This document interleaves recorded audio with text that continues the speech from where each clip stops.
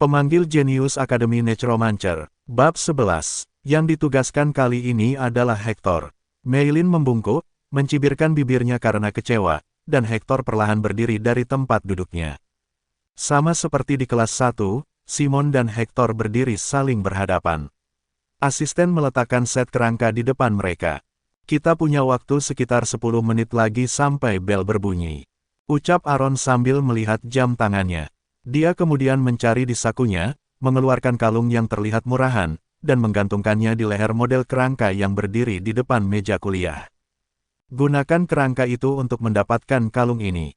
Siapapun yang memiliki kalung di akhir kelas, dialah pemenangnya. Aku melarang kamu untuk bergerak sendiri atau menggunakan ilmu hitam lainnya, tetapi segala sesuatunya diperbolehkan. Kalau begitu, bersiaplah. Harun mengulurkan lengannya. Keduanya menurunkan postur mereka. Mulai, Simon dan Hector berlutut di depan kerangka itu secara bersamaan. Aku bisa melakukan itu. Mata Simon berbinar dan dia mengeluarkan tengkoraknya. Aku bisa menang di kelas ini. Simon membangunkan undet dengan mengalirkan jet hitam ke dalam lingkaran sihir di dalam tengkorak. Rongga mata tengkorak itu berkilauan dalam cahaya hitam, mengeluarkan suara letupan seolah-olah hidup. Aku akan segera merakit tulang belakangnya. Dari nomor 2 ke nomor 7. Simon mengangkat kepalanya dan melihat ke papan tulis. Namun, asisten itu merobek gambar struktur tulang yang telah ditempel di papan tulis dengan wajah meminta maaf. Harun berkata, kecurangan tidak diperbolehkan dalam pertandingan ini. Simon menggigit bibirnya. Mata Hector bergetar sedikit seolah dia bingung, tapi dia dengan cepat menoleh ke kumpulan kerangka itu. Simon juga mulai memilih tulang, menyatukan dirinya. Tetap saja, tulang-tulang itu punya angka, aku hanya perlu merakitnya selangkah demi selangkah secara berurutan, mulai dari nomor 1. Namun, tidak peduli seberapa sering dia melihat tulang itu, tidak ada angka yang tertulis di permukaannya. Yang kamu gunakan sebelumnya adalah set yang digunakan untuk kelas. Para asisten bersusah payah menulis angka satu per satu. Tidak ada nomor tulang yang ditulis dengan baik pada satu set kerangka di pasaran. Suara tenang Harun bergema. Aku yakin aku mengatakannya. Jika kamu seorang necromancer, kamu harusnya tahu segalanya. Rasanya seperti langit menimpa Simon. Simon melirik ke sisi Hector. Hector, yang telah menyelesaikan pembelajaran terlebih dahulu untuk semua mata pelajaran, dengan lancar merakit manusia tikus pulau seolah-olah dia telah menghafal urutan dan struktur tulang-tulangnya. Jangan menyerah, aku juga telah menyelesaikannya satu kali. Jadi urutan tulang yang penting akan ada di kepala aku. Simon pun menemukan tulang leher nomor 2 dan mulai merakitnya sedikit demi sedikit. Aaron menyilangkan tangannya dan mengamatinya. Ini pertama kalinya penerimaan khusus nomor 1 menyentuh kerangka, ya. Dia menoleh dan menatap Hector. Di sisi lain, lelaki besar itu menghafal tatanan dan strukturnya.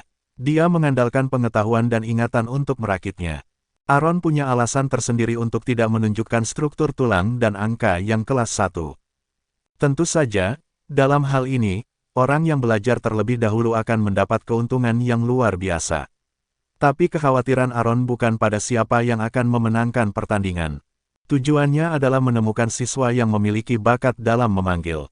Apakah dia Hector? Dia punya beberapa bakat, meski ilmu dari belajar terlebih dahulu menjadi dasarnya. Namun intuisinya lah yang menghindari kesalahan di saat-saat genting.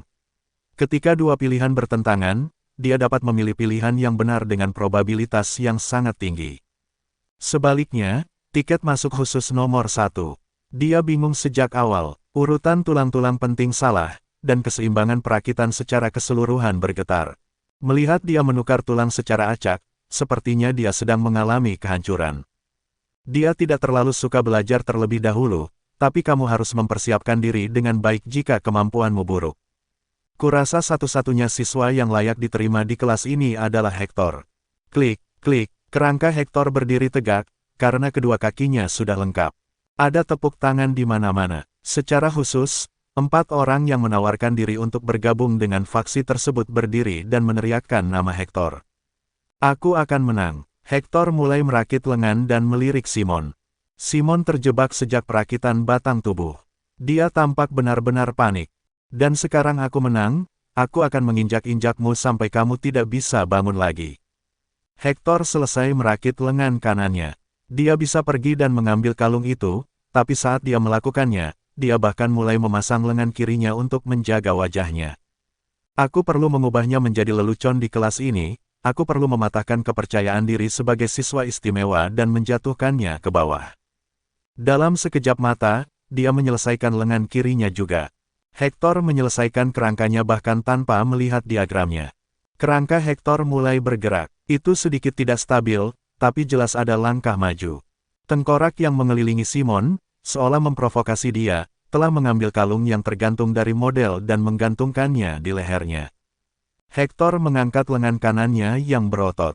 Pada saat yang sama, dia menunjukkan pertunjukan di mana kerangkanya juga mengangkat lengan kanannya ke atas.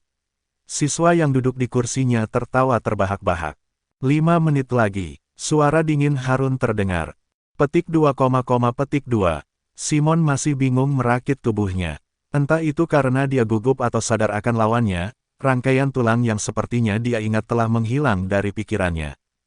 Tenang, Simon meletakkan tulang yang dipegangnya. Simon menggunakan insting atau intuisinya untuk menebak ketika dia tidak dapat mengingat urutan atau jumlah tulang yang dia pelajari di kelas. Akibatnya pengetahuan dan intuisi bertabrakan dan terjerat di kepalanya. Jadi Simon memutuskan untuk menyerah. Kecuali ingatanku berada pada tingkat jenius, mustahil untuk menghafal semua rangkaian detail tulang dalam satu pelajaran. Oleh karena itu, aku akan merelakan ilmu yang aku pelajari di kelas.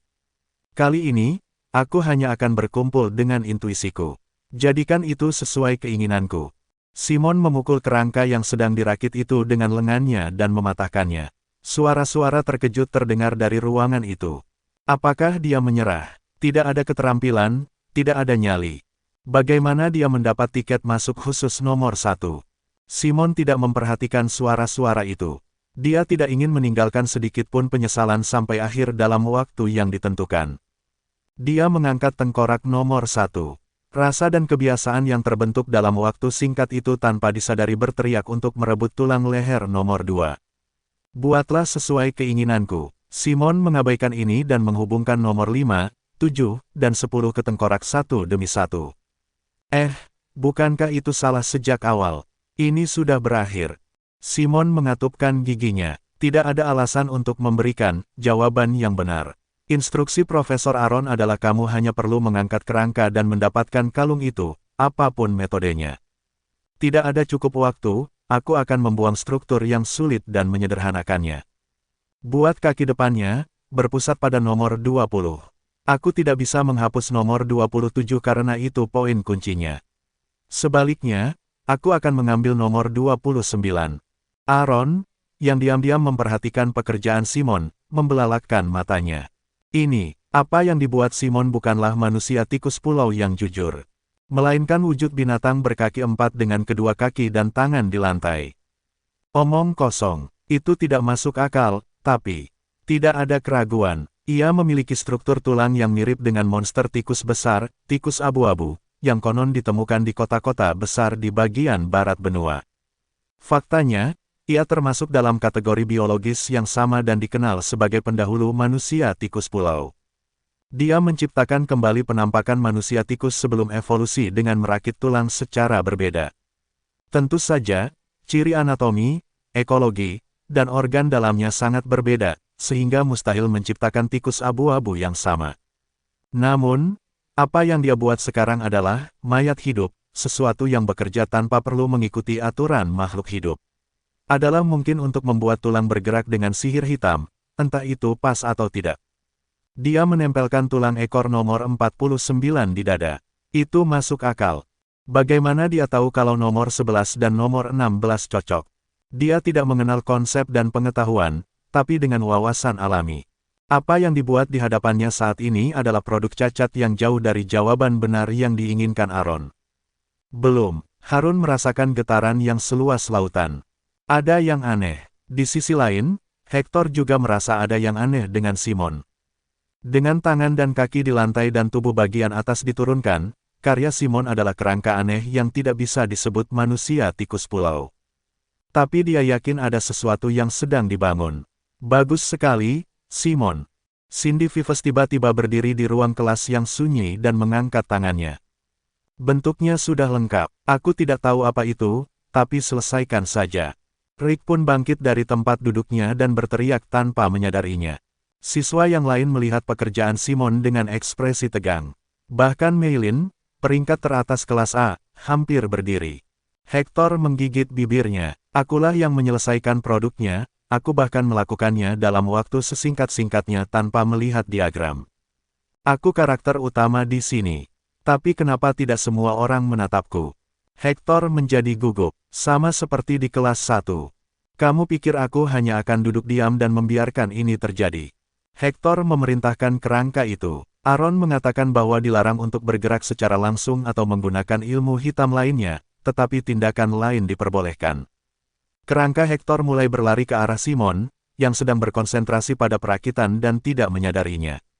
Teriakan keras seperti, dodge, lepas, membanting. Akhirnya, kerangka Hector menendang dan menghancurkan kerangka Simon. Itu hancur, mulai dari batang tubuh, dan tulang-tulang berserakan di langit. Para siswa menutup mulut mereka dan melompat dari tempat duduk mereka. Aku menang, Simon Polentia. Hector tersenyum penuh kemenangan sambil berkeringat deras. Namun, mengapa? Simon merentangkan lengan kanannya dengan senyuman di wajahnya, seolah dia tahu Hector akan melakukan itu. Sesuatu telah salah. Waktu seolah melambat tanpa henti dan mata Hector bergerak ke arah yang ditunjuk oleh lengan kanan Simon. Di antara tulang yang terbang dari tendangan tadi, kamu bisa melihat tulang lengan terbang membentuk busur.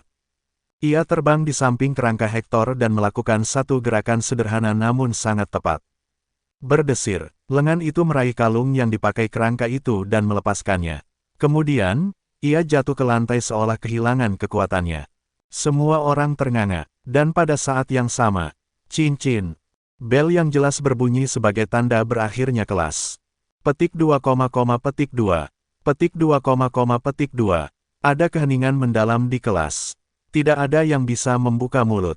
Bahkan Aaron dengan tatapan kosong menatap lengan kerangka yang memegang kalung itu yang jatuh ke lantai. Ini, sebuah kesalahan. Hector berteriak dengan putus asa. Profesor Aaron, kamu bilang untuk mendapatkan kalung dengan kerangka. Itu bukan kerangka atau apapun.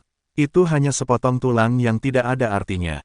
PF. Tawa kecil terdengar. Mata semua orang tertuju ke tempat tawa itu terdengar. Simon, duduk di lantai sambil berkeringat, mengangkat kepalanya dan menatap lurus ke arah Hector. Aku pikir kamu salah. Astaga, tulang lengan yang memegang kalung itu terbang menjauh seolah ditarik magnet dan bertabrakan dengan tubuh yang roboh. Klik, ketak, klik, pecahan tulang yang tergeletak di lantai mulai menempel pada tubuh kerangka yang tadinya tergeletak. Kerangka itu terhuyung dan berdiri, dengan sempurna merekonstruksi tampilannya sebelum dihancurkan. Mata Hector gemetar tak percaya. Tengkorak itu meraih kalung itu dan mendekati Simon. Kemudian, dia berdiri dengan kedua kakinya dan mengalungkan kalung itu di leher Simon.